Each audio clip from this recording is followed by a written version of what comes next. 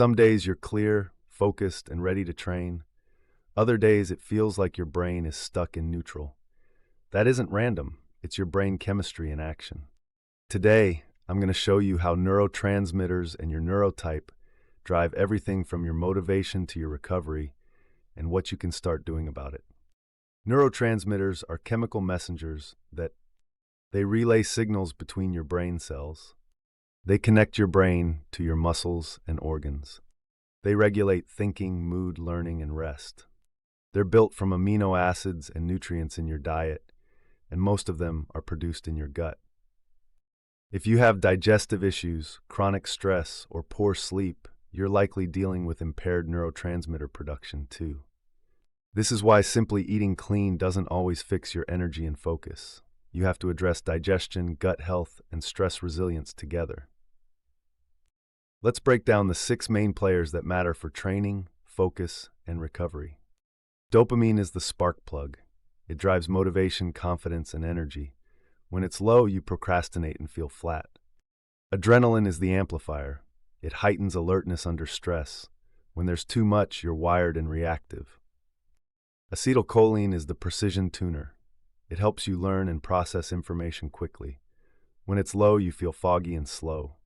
Glutamate is the accelerator. It supports engagement and memory. GABA is the brake pedal. It calms your nervous system. Low GABA means racing thoughts and poor sleep. Serotonin is the stabilizer. It balances mood and recovery.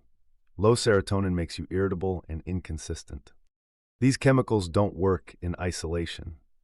They're constantly interacting with cortisol, your main stress hormone, with sex hormones like testosterone, and with your thyroid hormones that drive metabolism.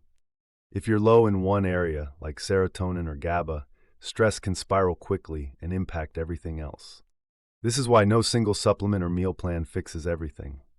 Your brain chemistry is dynamic. It reflects your training load, sleep, nutrition, and environment at all times. One of the best ways to understand where you stand is the Braverman test.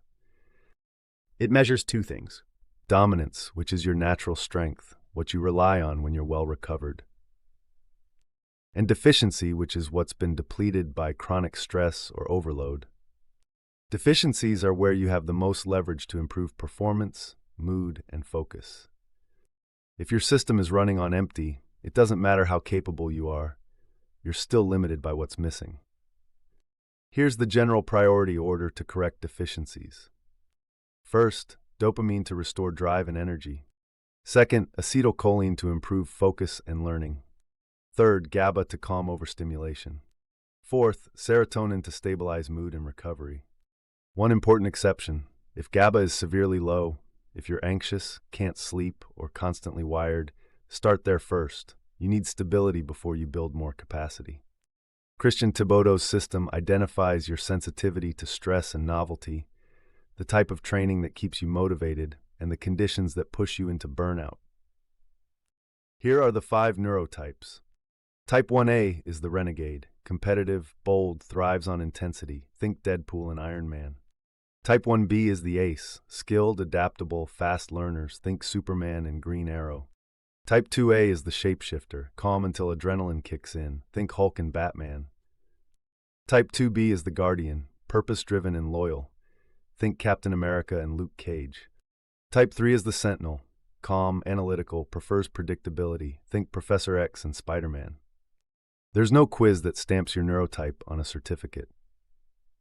You use this framework by reading each neurotype carefully, reflecting on what feels most like you when you're rested and performing well, considering how you respond to stress now versus at your best, and testing adjustments to see what sustains motivation and recovery. One critical detail: chronic stress can make you look like a lower stimulation neurotype. Christian Thibodeau has seen clients who, after years of stress and depletion, presented as type 2B or type 3, even though they were naturally type 1A or 1B. If you've been under sustained stress, you might find yourself sticking to bodybuilding or powerlifting because it feels predictable and safe. These methods can help you feel in control and get some success. But that doesn't mean they're your ideal long-term approach. You might be limiting your potential or enjoyment if you never explore styles that align with your true neurotype once you're recovered. Don't confuse what feels safe during stress with what unlocks your best capabilities. These frameworks aren't competing, they work together. Braverman shows what you rely on most, what you're lacking, and how to rebuild your foundation with nutrition and recovery.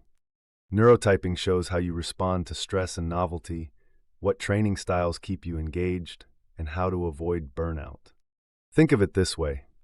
Braverman is what's missing in your tank. Neurotyping is what kind of engine you have.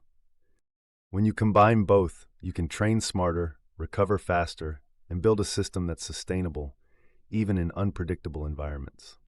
If you're ready to get started, take the Braverman test to identify deficiencies. Reflect on which neurotype feels most like you when you're performing well.